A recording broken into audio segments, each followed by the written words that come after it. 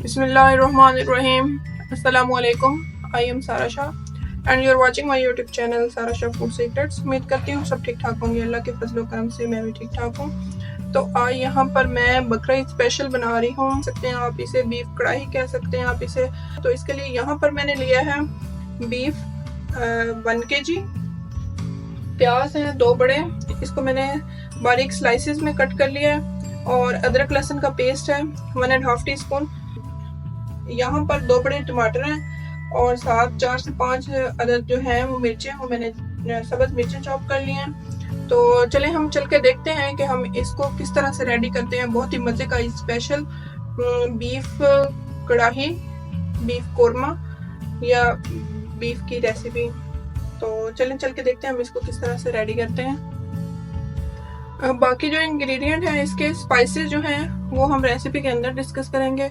तो यहाँ पे जो मेन इंग्रेडिएंट्स हैं इसके वो हमने आपको शो करवाए हैं। यहाँ पर कुकर को हमने रख दिया फ्लेम पर, और इसमें घी मैंने तकरीबन 1 प्याली डाला है, 1 कप घी डाला है। तो इसके साथ ही इसमें हम डाल देंगे प्याज जो हमने स्लाइस कट करके रखे हुए थे। तो इन प्याज को हम कर लेते हैं अच्छे से फ्राई। यहाँ पर प्याज जो है वो हमने डार्क ब्राउन कर लिए हैं। कोरमे के लिए जो है या कढ़ाई के लिए हम इनको इस कंडीशन में करेंगे, इनको डार्क करेंगे। तो अब हम इनको निकाल लेते हैं बाहर। अच्छे से इनका ऑयल जो है वो हम निकाल लेंगे ताकि हमारे प्याज जो हैं वो क्रिस्पी हो जाएं। अगर इनमें ज़रा सा भी ऑयल होगा तो ये क्रिस्पी नहीं होंगे। ये छोटी छोटी टिप्स हैं जिनको फॉलो करके हम एक परफेक्ट रेसिपी बना सकते हैं।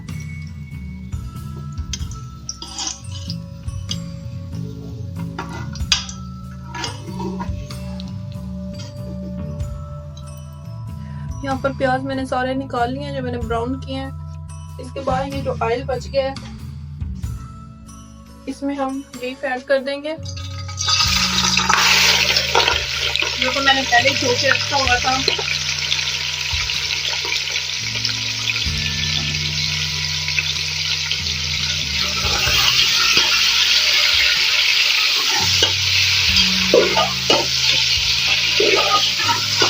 अच्छे से फ्राई करेंगे हम बीफ को।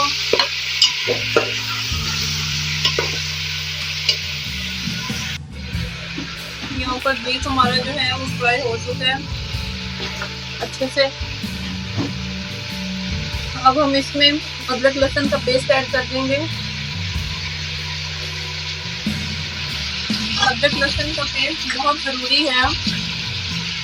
कोई भी गोश्त हो तो उसमें ये गोश्त की स्मेल ख़त्म करता है।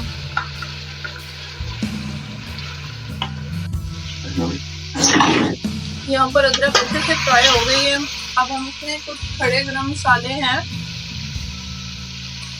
मोटी इलायची है, दालचीनी है, लौंग और जायफल, साबित काली मिर्च है, ब्लैक जीरा है। तो ये कुछ खड़े गरम मसाले हैं जो हम इसमें ऐड करेंगे।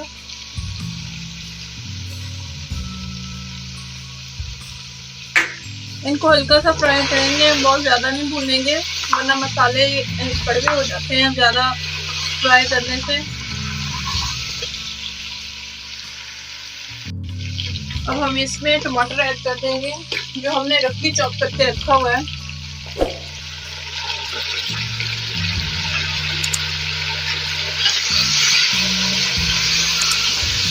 टमाटर और साथ ही सब्ज़ मिर्चें हैं।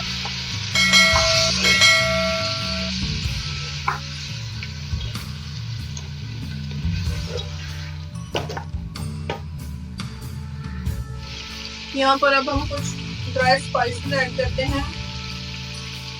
नमक है 1 टीस्पून या हस्बे जायका, चिली फ्लेक्स 1.5 टीस्पून, धनिया साबुत 1 टीस्पून, हल्दी पाउडर 1/2 टीस्पून, जीरा 1/2 टीस्पून, इन सारे मसालों को तकरीबन हम 1 मिनट के लिए फ्राई कर लेते हैं, गोश्त के साथ रोस्ट कर लेते हैं।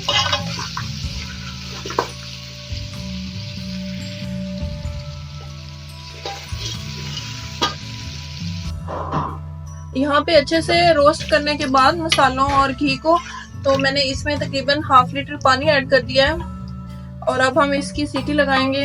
तकरीबन 10 से 12 मिनट हम इसको स्टीम लगाएंगे। तो चले कुकर बंद करते हैं।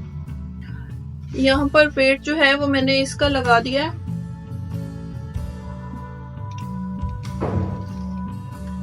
अब हम इसकी स्टीम आने का वेट करेंगे। यहाँ पर स्टीम को मैंने रिमूव कर लिया है। तो हमारे गोश्त की ये कंडीशन है। यहाँ पर जो प्याज मैंने ब्राउन किए थे उनका पेस्ट बना लिया है, तो ये मैं इसमें ऐड कर दूंगी।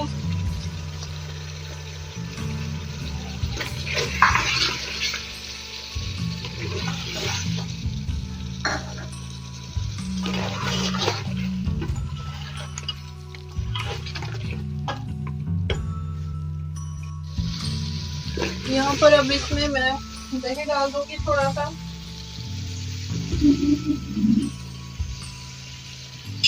दही डालते हुए आप इस बात का ध्यान रखें कि आप फ्लेम बहुत ही लो कर दें, वरना आपका दही जो है वो फट सकता है और उसकी जो वो खुशकी सी बनती है वो सालन में एंड तक खत्म नहीं होती। तो दही को मैंने पहले फेंट के रख लिया था, तकरीबन ½ कप दही था। तो इसको हम अच्छे से भून लेते हैं।